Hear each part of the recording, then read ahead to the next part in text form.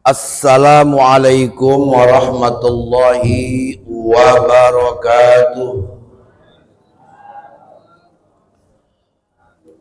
Alhamdulillahilladzi anzala sakinata wa allafa baina qulubina wa ja'alana mu'minina ikhwana. Wassalatu wassalamu ala sayyidil mustafa Muhammad ibn Abdillah wa ala alihi wa sahbihi wa man tabi'a hudahu ila yaumil qiyamah. Asyhadu an la ilaha illallah wahdahu la syarika lah ilaha wahida wa asyhadu anna Muhammadan abduhu wa rasuluhu alladzi la nabiyya ba'da. Wa ba'du anna Allah subhanahu wa ta'ala yaqulu fi kitabihil 'ulya A'udzu billahi minasy syaithanir rajim. Bismillahirrahmanirrahim. Wattaqullaha alladzi tasaalu bihi wal arham. Shadaqallahul azim wa shadaqa rasuluhun nabiyul karim. Wa nahnu ala dzalika minasy syahidin wasyakirin. Walhamdulillahi rabbil alamin. Bapak-bapak, ibu-ibu, jamaah salat subuh Masjid Al-Hidayah, jamaah taklim kuliah ba'da subhi, subuh yang pertama di bulan Desember 2024 yang Allah cintai, yang Allah sayangi, yang Allah muliakan, rahimakumullah.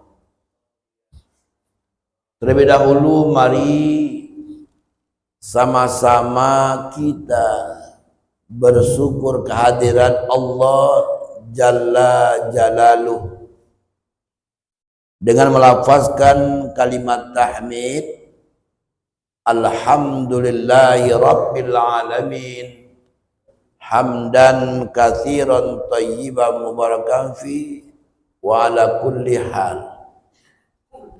Karena atas izin dan juga ridhanya, di samping kemurahannya masih memberikan kepada kita kesempatan, waktu, sehat dan afiat, hadir berhimpun di Masjid Al-Hidayah ini dalam rangkaian melanjutkan kembali kegiatan rutinitas setiap subuh Ahad, bermajlis taklim, menambah wawasan keilmuan dan menambah nilai-nilai amal ibadah. Bapak dan Ibu jamaah, kajian yang akan kita bahas dalam kesempatan ini adalah 12 golongan manusia yang terbaik dalam pandang Islam menurut Al-Quran dan Al-Hadis. Menjadi manusia yang terbaik itu dambaan bagi setiap manusia. Kenapa? Karena jika ia termasuk manusia terbaik dalam pandangan Allah, Allah pasti akan memberikan keistimewaan. Allah akan angkat derajatnya setinggi-tingginya Allah akan menjaganya dari bencana. Allah pasti akan menurunkan rezeki yang melimpah. Allah ampunkan dosa-dosanya, dan di akhirat nanti jaminan surga sudah menanti baginya. Inilah manusia yang terbaik dalam pandangan Allah. Yang pertama jamaah adalah istiqomah, beriman dan beramal soleh. Di dalam Al-Quran surah Al-Bayyinah ayat 7, Allah jelas menginformasikan, innalladzina amanu wa amilus solihati ulaika hum khairul bariyah. Sesungguhnya orang-orang yang beriman kepada Allah dan beramal soleh, merekalah sebaik-baik manusia.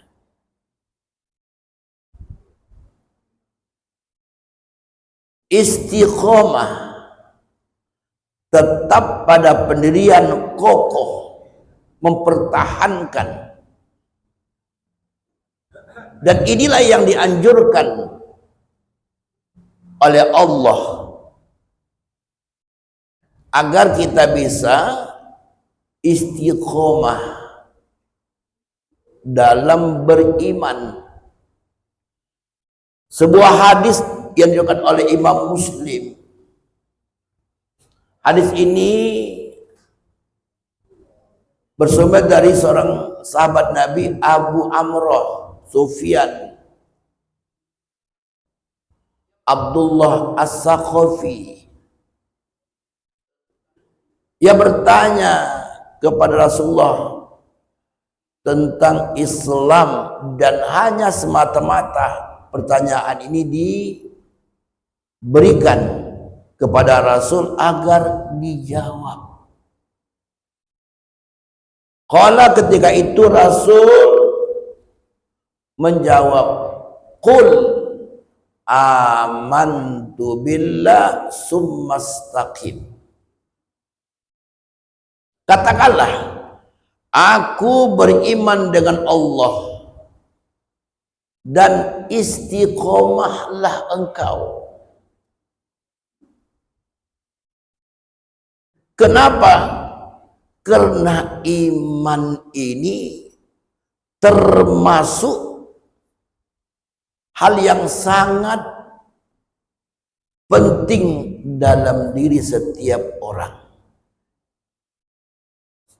Suatu ketika di dalam kitab Nasaihul Ibad diceritakan oleh Al-Faqih Abu Lais As-Samarqandi, Rasul setelah sholat subuh keluar dari Masjid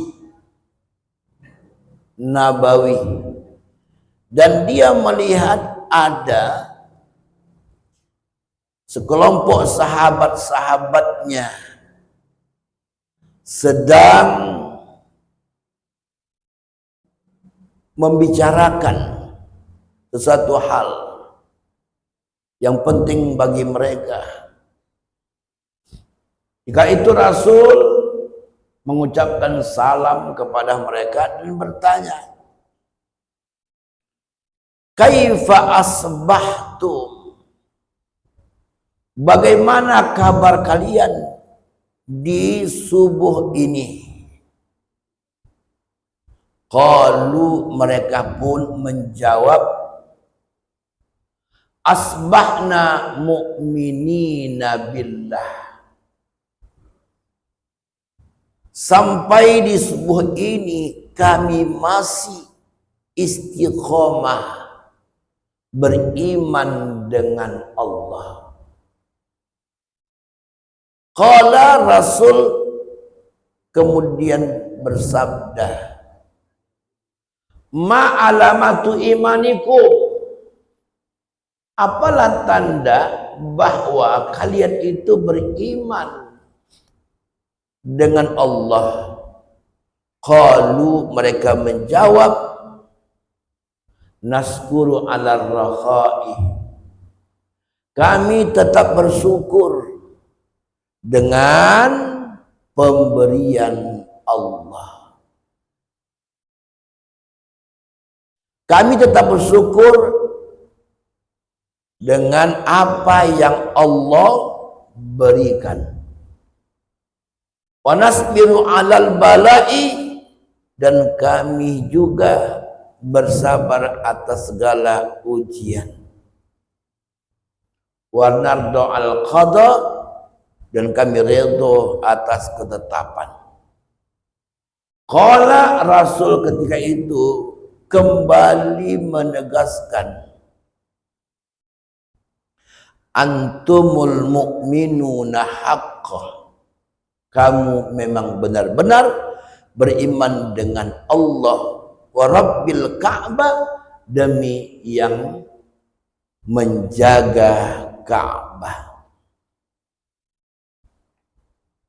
Artinya iman, keyakinan, kepercayaan yang dimiliki tetap dan meningkat, tidak menurun,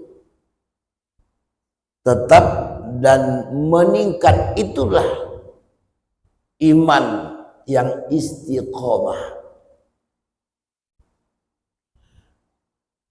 Jamaah rahimakumullah, dengan iman inilah jika seseorang melakukan amal-amal soleh, barulah Allah menerimanya, memberikan penilaian. Tetapi apabila kebalikannya, ia melakukan amal-amal soleh tetapi tidak berdasarkan keimanannya, maka amal soleh itu tidak mendapatkan nilai sama sekali. Coba kalau kita baca dalam surah An-Nahl ayat 97, man amila salihan min zakarin aw untha wa huwa mu'min falanuhyiyannahu hayatan thayyibah wala najziyannahum ajrahum bi ahsani ma kanu ya'malun. Barang siapa yang berbuat kebaikan, beramal soleh, laki-laki atau perempuan, dikala itu ia berada dalam kondisi beriman kepada Allah, maka pastilah kami akan memberikan kehidupan yang terbaik dan kami akan berikan balasan yang terbaik dari apa yang mereka lakukan. Jamaah, iman itu bisa meningkat. Menurut Shalih Al-Munajjid dalam bukunya Dha'ful Iman, di antaranya mengingat kematian. Artinya apa? Dengan ia selalu ingat akan kematian, ia akan berupaya untuk bisa memperkuat keimanannya. Justru itu Rasul bersabda, aktsiru dzikra hadhimil ladzat, banyak-banyaklah kalian mengingat akan kematian. Karena apabila kematian itu terjadi, maka ia akan mempertanggungjawabkan kehidupan yang Allah berikan kepadanya. Dia bertanggungjawabkan. Dan Rasul sudah memberitahukan di dalam hadisnya, La tazalu qadama 'abdin yaumal qiyamah hatta yus'ala an arba. Tidak akan bergerak telapak kaki seseorang itu sehingga ia akan mempertanggungjawabkan 4 pertanyaan. An umri fima afna, tentang usia yang Allah berikan, kemana ia habiskan. Wa an jasadi fima abla, tentang tubuh yang Allah berikan, kemana ia pergunakan. Wa an mali min ainak tasabah wa ma anfaqah, tentang harta dari mana ia dapatkan, kemana ia salurkan. Wa an ilmi ma amilabi, tentang ilmu apa ia sudah amalkan. Ini pertanyaan. Maka bagi orang-orang yang betul-betul ingat kepada kematian, dia akan berupaya untuk melakukan yang terbaik dengan dorongan iman yang ada. Ya, dengan tidak menyia-nyiakan umur yang ada. Jamaah rahimakumullah. Kemudian yang kedua, mengingat keberadaan alam akhirat. Karena salah satu rukun iman itu adalah meyakini keberadaan alam akhirat. Ketika Jibril bertanya dalam hadis riwayat Imam Muslim tentang iman, maka Rasul menjawab ketika itu, antu'mina billahi wal malaikatihi wa kutubihi wa rusulihi wal yaumil akhiri wal qadari khairihi wa syarihi. Engkau beriman dengan Allah, engkau beriman dengan malaikat, engkau beriman dengan kitab, engkau beriman dengan Rasul, engkau beriman dengan hari akhirat dan ketetapan takdir baik dan buruk. Karena di alam akhirat itu nanti ada beberapa proses-proses yang akan Allah berikan. Kebangkitan dari alam kubur, digiring menuju alam mahsyar, itulah alam akhirat. Kemudian ada alam hisab. Kemudian ada yaumul jaza, pembalasan. Dan ketika itu ada ketentuan siapa yang masuk surga, siapa yang masuk neraka. Selanjutnya, bagaimana cara iman itu meningkat? Katanya berdoa. Maka ada doa yang diajarkan. Allahumma ahyina bil iman wa amitna bil iman wa asyurna bil iman wa adkhilna jannata ma'al iman. Allahumma tsabbitna ma'al iman wa akhrijna minad dunya ma'al iman wa khaddim lana minal jinni ma'al iman. Ya, mudah-mudahan iman kita bisa meningkat. Selanjutnya jamaah yang Allah muliakan adalah amal soleh. Karena bagi orang yang beramal soleh dilandasi dengan keimanan, di dalam surah As-Sajdah Allah sudah menginformasikan tentang balasan surga. Ammal ladzina amanu wa amilus solihati walahum jannatul ma'wa nuzulan bima kanu ya'malun. Adapun orang-orang yang beriman kepada Allah dan beramal soleh, bagi mereka itu tempat tinggalnya adalah surga sebagai balasan. Kemudian yang kedua, orang yang terbaik itu Bapak dan Ibu jamaah adalah orang-orang yang diberikan oleh Allah, yang diberikan oleh Allah rezeki yang melimpah, Dikala Allah berikan rezeki yang melimpah, dia bertambah taat dengan Allah dan dia memiliki wujud kesyukuran dan ia bersyukur atas anugerah rezeki itu. Hal ini dicontohkan oleh Allah. Hamba yang terbaik itu yaitu Nabi Sulaiman alaihissalam, ketika Allah memberikan begitu banyak rezeki kepadanya.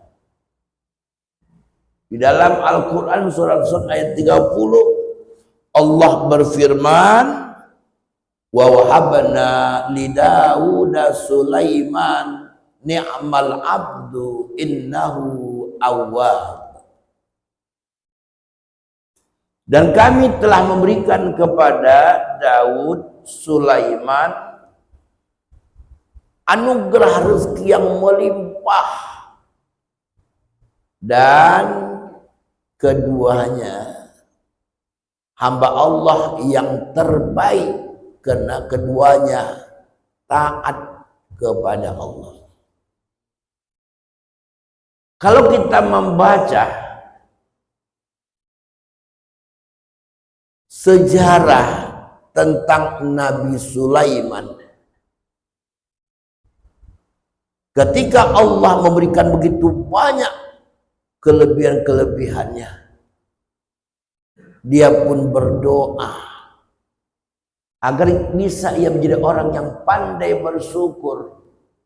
Rabbi auzi'ni an ashkura nikmatakal lati an'amta alayya wa ala walidayya wa an a'mala salihan tarda wa adkhilni bi rahmatika fi ibadikas salihin.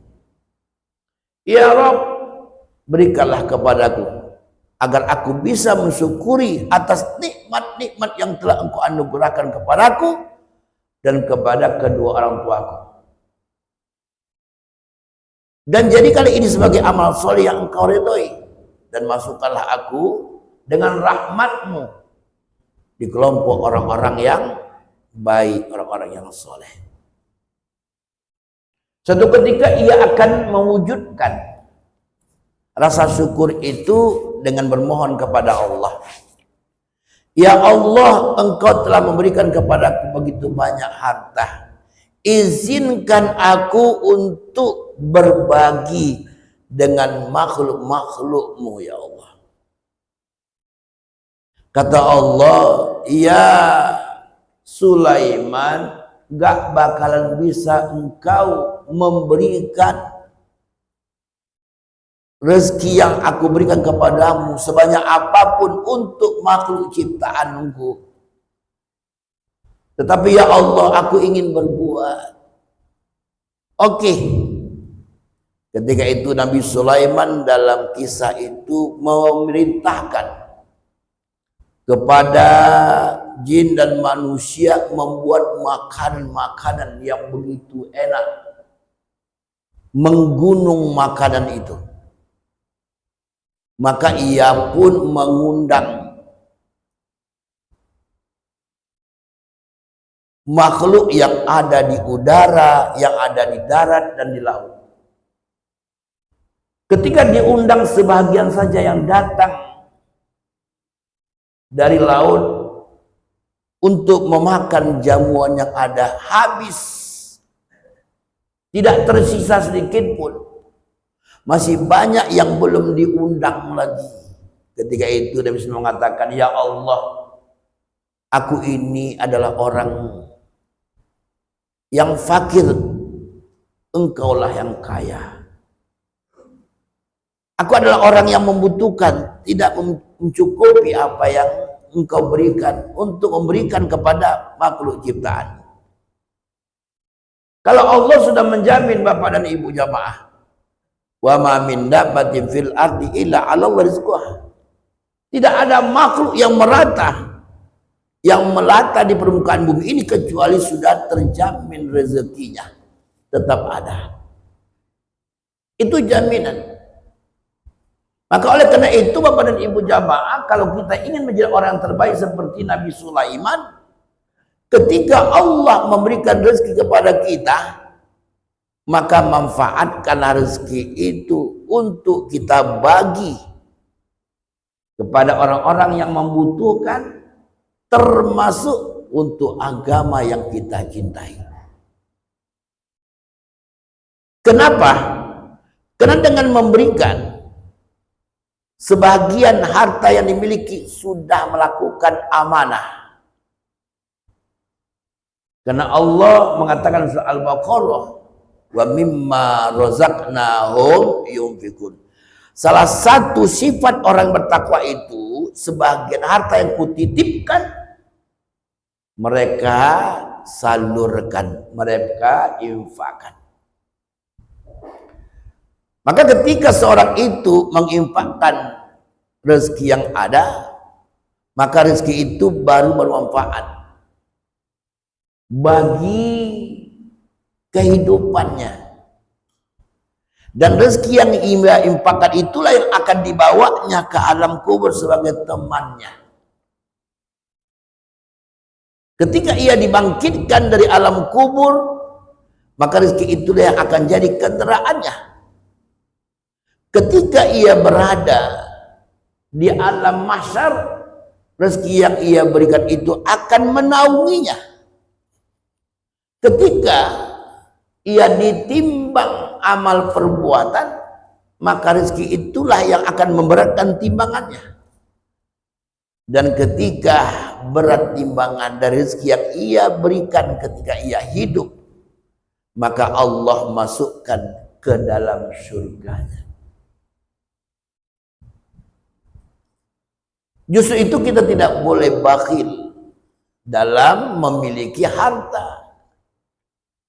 Dan harta itu akan kita pertanggungjawabkan di hadapan Allah. Sehingga ada diceritakan oleh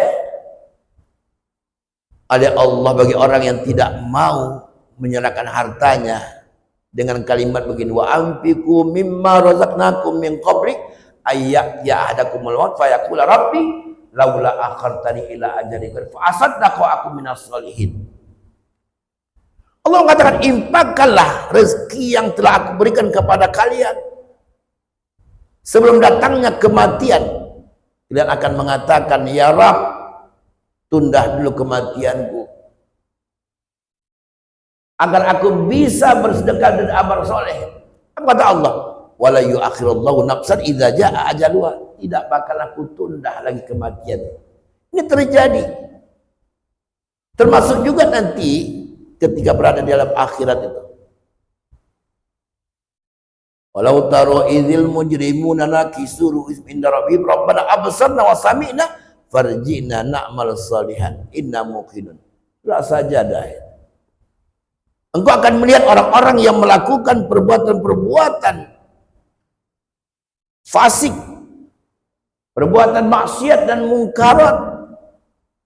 Mereka itu menyungkurkan tubuhnya di hadapan Allah serta mengatakan, ya Rabb, kami sudah melihat, kami sudah mendengarkan begitu ngerinya suasana. Kembalikan kami ya Allah ke dunia agar kami bisa beramal soleh dan kami bisa menjadi orang yang paling yakin. Tidak ada gunanya. Itu makanya orang yang terbaik itu adalah orang yang mau menggunakan harta itu kepada Allah untuk mensyukurinya dan dia tambah dekat dengan Allah. Tidak bertambah jauh. Yang ketiga adalah orang yang diuji. Diuji oleh Allah. Ketika diuji, ia bertambah dekat dengan Allah dan dia memiliki rasa kesabaran. Hal ini diceritakan oleh Allah. Bagaimana seorang rasul hambanya yang bernama Ayub diuji Allah. Tapi dia mampu ketika diuji itu untuk lebih dekat dan bersabar. Coba kita baca di surah Sad ayat 44.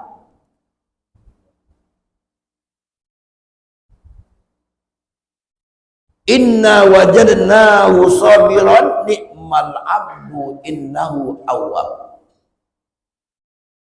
Allah mengatakan dalam surah 44 ini, sungguhnya kami telah mendapatkan Ayub itu, seorang hamba yang sangat sabar. Dan dia adalah sebaik-baik manusia dan dia adalah orang yang taat kepada Allah. Kalau kita baca kisah Ayub ini, bukan orang yang tidak punya. Dia punya harta banyak. Dia punya keluarga, istri, anak. Ketika Allah berikan ia sakit, maka ketika itu istri dan keluarganya semuanya meninggalkannya dan membawa harta-hartanya. Hanya tinggal istrinya yang bernama Rahmah. Akhirnya yang namanya Ayub itu disingkirkan dari kampung itu dan dia mengungsi di tempat yang lain, di tempat yang tersembunyi. 7 tahun dia menderita, tapi dia taat kepada Allah. Suatu ketika datang malaikat mengatakan, ya Ayub, Allah akan menyembuhkan karena engkau perlu menyampaikan risalah Allah kembali. Katanya, aku ini sangat senang ketika Allah memberikan ujian. Aku lebih dekat dengan Allah, aku bisa bersabar. Tapi Allah menganjurkan demikian. Makanya dia membaca, Rabbi anni masanya duru wa anta arhamur rahimin. Ya Allah, engkau telah memberikan, telah menimpahkan kepada sesuatu yang tidak nyaman, ya, yang tidak mengenakkan. Sungguhnya engkau Maha Pengasih Penyayang. Maka dia sehat kembali. Justru itu Bapak dan Ibu jamaah, kalau kita memang ingin menjadi orang yang terbaik, ketika Allah berikan ujian kepada kita, terimalah ujian itu dan dekat kita dengan Allah. Baru saja di kota Binjai ini khususnya lah, walaupun ada beberapa daerah yang lain terjadi banjir. Ini adalah ujian dari Allah. Bagaimana menyikapi ujian pada Allah itu? Kita tetap sabar. Ini ujian, sudah ada ketetapan Allah di dalam hadis itu diceritakan. 50.000 tahun sebelum Allah menciptakan langit dan bumi sudah ada ujian itu. Dalam hadis Bukhari Muslim itu. Ketika itu Rasul mengatakan, kataballahu maqadir al-khalaiq qabla ayakhluqas samawati wal ardi khamsina alfasana. Allah telah menentukan ketetapan berupa ujian dan lain sebagainya kepada makhluk sebelum Allah menciptakan langit dan bumi 50.000 tahun. Coba kita baca dalam surat Al-Hadid 22 itu. Ma'asaba min musibatin fil ardi wala fi anfusikum illa fi kitabin min qabli an nabra'aha inna dzalika 'ala Allah yasir. Jadi apapun yang terjadi itu sudah Allah catat di Lauhul Mahfuz. Sebab Allah menciptakan langit dan bumi. Makanya kita harus bisa menerima ketetapan-ketetapan itu, karena di balik ketetapan itu ada kebaikan yang Allah berikan jika kita menyikapi dengan positif. May yuridillahu bi khairin yusibhu. Kalau Allah ingin memberikan satu kebaikan, ia akan uji. Kemudian yang keempat, berdasarkan hadis Rasulullah SAW adalah yang terakhir ini, konsisten terhadap kewajiban. Konsisten dia. Di dalam satu hadis Rasul riwayat Bukhari dari Abu Hurairah radhiyallahu an, Rasul bersabda, inna khiyarakum ahsanukum qada'an. Sesungguhnya sebaik-baik kamu adalah orang yang paling bagus menunaikan kewajiban, paling konsisten menunaikan kewajiban. Di kewajiban-kewajiban itu Bapak dan Ibu ada berupa ibadah sholat, ibadah puasa yang insya Allah kita akan temui beberapa bulan yang akan datang. Ibadah haji dan zakat itu ada kewajiban yang telah Allah wajibkan bagi orang yang taklif. Maka ketika Jibril bertanya tentang masalah Islam, Rasul menjawab, antasyhada an la ilaha illallah wa anna muhammadar rasulullah wa tuqimas shalah wa tu'tiz zakah wa tahujjal baita wa tasuma ramadan. Itu kewajiban. Maka ketika datang panggilan muazin untuk mengerjakan ibadah salat, maka kita tunaikan dulu kewajiban itu. Nah, kita tinggalkan semuanya. Kegiatan-kegiatan. Adalah dalam surat Al-Jumu'ah sudah Allah ceritakan itu. Ya ayyuhalladzina amanu idza nudiya lis-salati mi yaumil jumu'ah fas'au ila dzikrillahi wa dzarul bai'. Dzalikum khairul lakum in kuntum ta'lamun. Wahai orang yang telah beriman, apabila disuruhkan untuk mengerjakan salat pada hari Jumat, bersegeralah. Tinggalkan jual beli. Tinggalkan kesibukan duniawi. Yang demikian itu lebih baik jika kalian mengetahui. Makanya kita utamakan kalau kita melaksanakan pesta pernikahan bapak dan ibu, azan masuk waktu, kerjakan sholat terlebih dahulu. Jangan pikirkan tamu banyak datang, nanti gak ketemu dengan tamunya dengan dia. Ganti-gantian bisa dengan suami, ibu dan suami. Sholat itu perlu. Sampaikan kepada pengantinnya untuk menegakkan sholat. Kenapa? Karena Allah telah berikan nikmat sehingga ia bisa menikah dan bisa melaksanakan walimatul urusnya. Ini kode. Termasuk juga adalah janji yang dijanjikan. Itu kewajiban. Baru saja kita selesai melaksanakan pilkada, pemilihan kepala daerah, gubernur, wali kota, bupati. Semuanya punya janji-janji. Dengan janji itu berharap semoga ia dapat dipilih.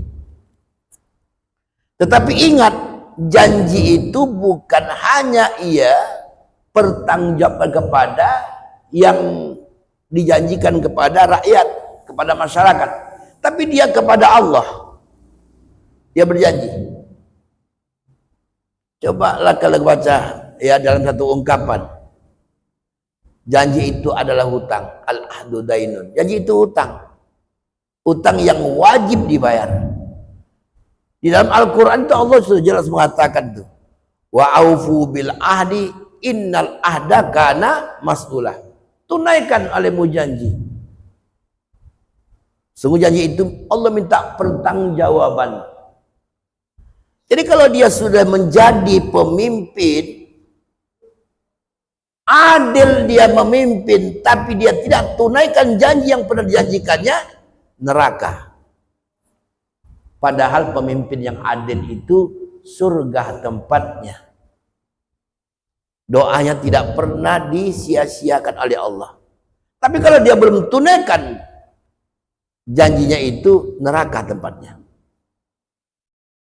Andai kata dalam kepemimpinan itu dia melakukan perbuatan-perbuatan dosa, kemudian dia bertaubat kepada Allah, bisakah dia mendapatkan penerimaan taubat yang dimohonkan? Tidak, kalau dia belum melaksanakan janjinya. Tunaikan janjinya, baru dia bertaubat kepada Allah, baru Allah menerima taubatnya. Jadi makanya janji itu jangan yang mulu-mulu. Janji itu jangan dilakukan kalau dia tidak mampu. Menurut pikir tak mampu aku, tak usah. Ini kadang-kadang merinding kita janji-janjinya itu. Ya kan merinding kita. Baik presiden, baik gubernur, baik dia itu wali kota ataupun bupati, janjinya luar biasa. Justru itu sebelum kita ngomong, berbicara, berpikir dulu lah. Bersisir dulu baru berkaca, berpikir dulu baru berkata. Karena kalau udah kita katakan itu udah milik orang. hati-hati. Tapi apabila kita mampu melaksanakan janji itu, inilah orang terbaik menurut baginda Rasul dalam hadis yang diriwayatkan oleh Bukhari bersumber dari Abu Hurairah. Insya Allah ada paling tidak 8 lagi kajian golongan yang terbaik yang insya Allah kita akan bisa selesaikan pada pertemuan yang akan datang. Usikum nasibi taqwallah. Assalamualaikum warahmatullahi wabarakatuh.